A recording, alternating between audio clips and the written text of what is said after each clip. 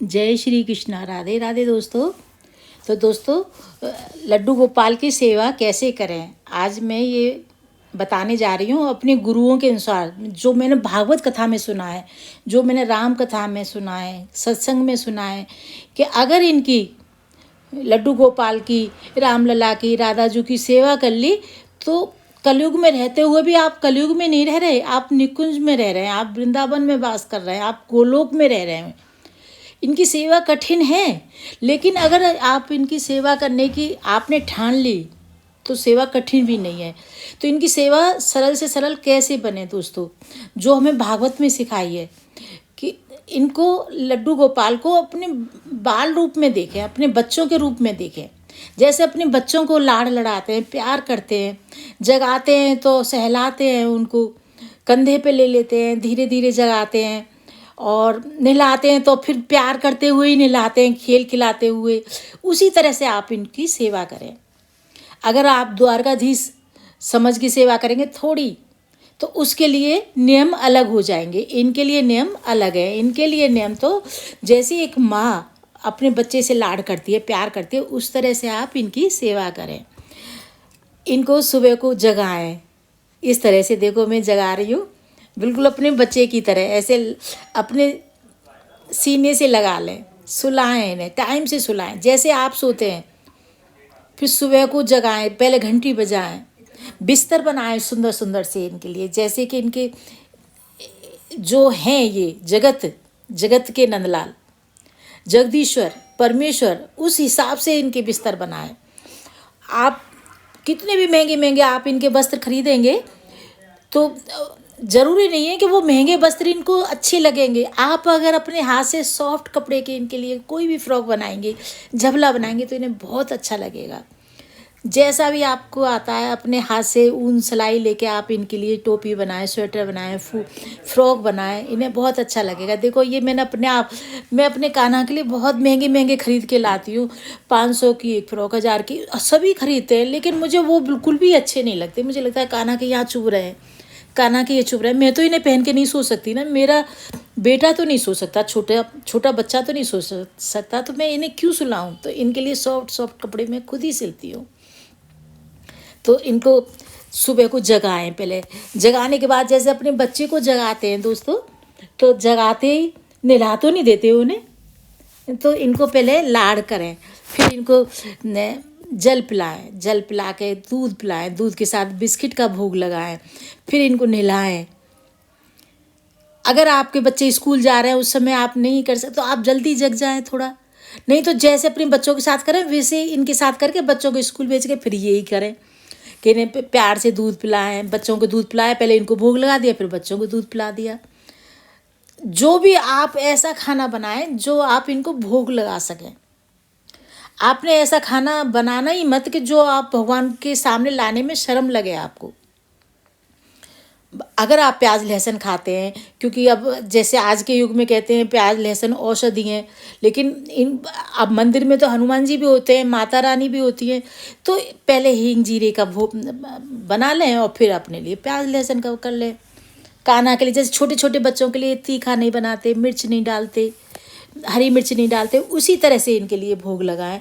ये नहीं दोस्तों कि अपने बच्चों को तो अच्छा अच्छा खाना खिला रहे हैं, मैगी खिला रहे हैं, और इनके लिए बस फल रख दिए, चिनौरी रख दी, बस मिश्री रख दी, दूध रख दिया, सुबह को जल में मिश्री डाल दी, का भोग लग गया। बस कान्हा को तो ऐसे ही भोग लगता है, जल्दी से पर्दा डाल दिया।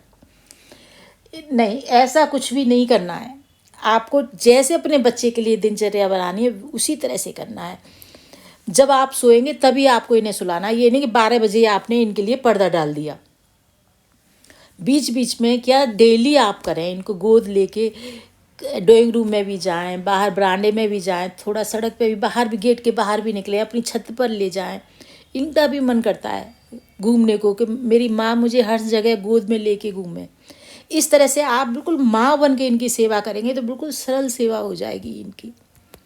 फिर इनको पहले इनके जगाएं, फिर इनको जल पिलाएं, फिर दूध पिलाएं, बिस्किट खिलाएं, उसके बाद नहलाएं आराम से, नहला के सुंदर से श्रृंगार कर दें इनका, अच्छे से फ्रॉक पहनाएं, तिलक लगाएं चंदन का, और मुकुट लगाएं, हार पहनाएं, मैं तो देखिए दोस्तों, जैसे अपने लड्डू गोपाल को अपने बच्चों को खाना खिलाती हूँ, ऐसे अपनी माँ को खिला रही थी।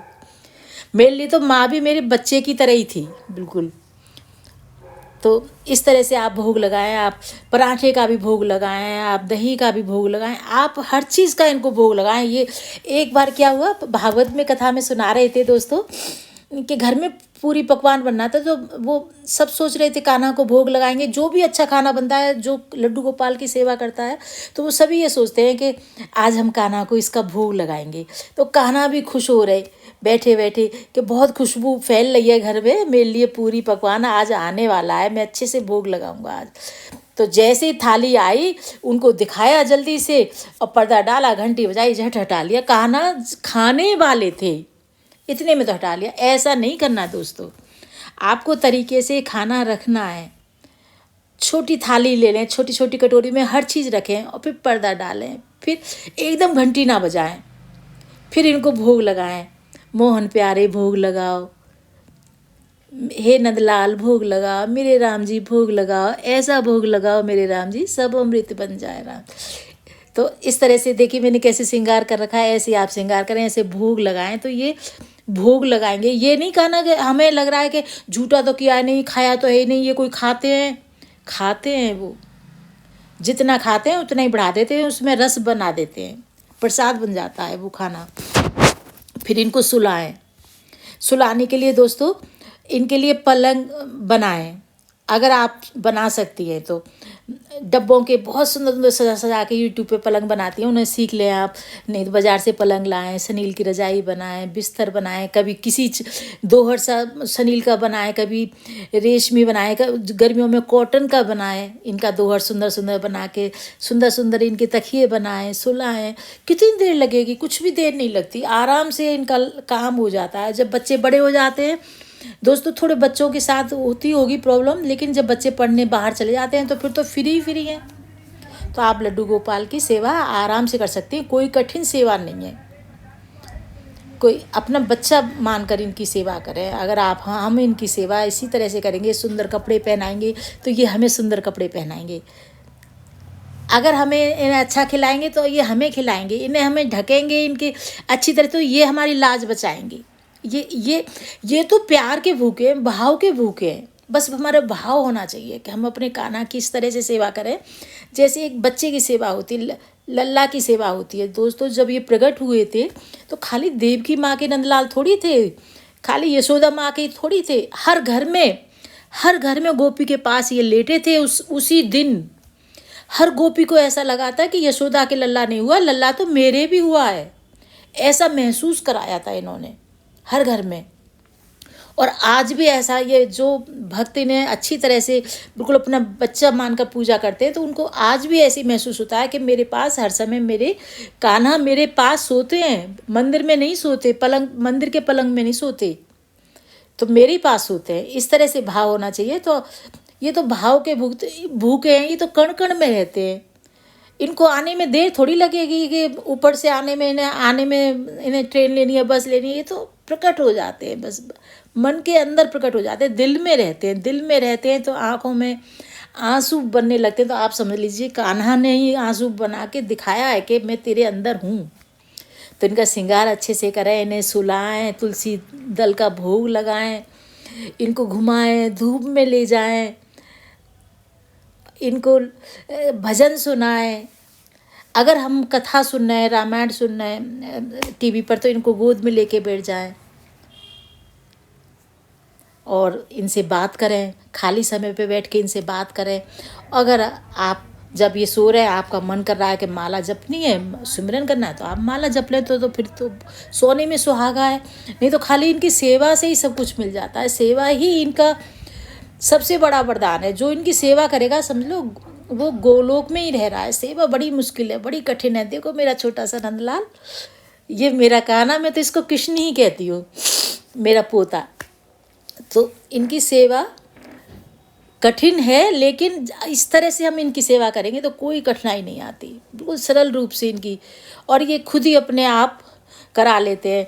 अगर हमारा मन नहीं कर रहा तो हमारे अंदर ऐसे भाव प्रकट कर देंगे कि हमारा मन करेगा हलवा बना लें, तो हलवा हम नहीं बनाते, ये कहते हैं कि हलवा बनाओ।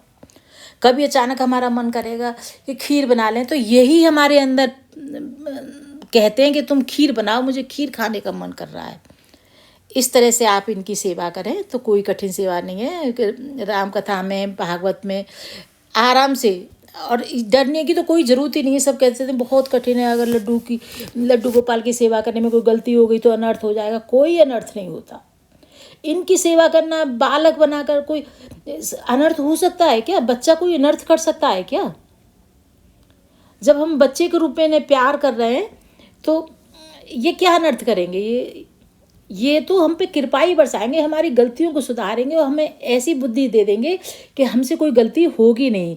तो दोस्तों, इस वीडियो को लाइक करें, शेयर करें, सब्सक्राइब करें। राधे राधे दोस्तों।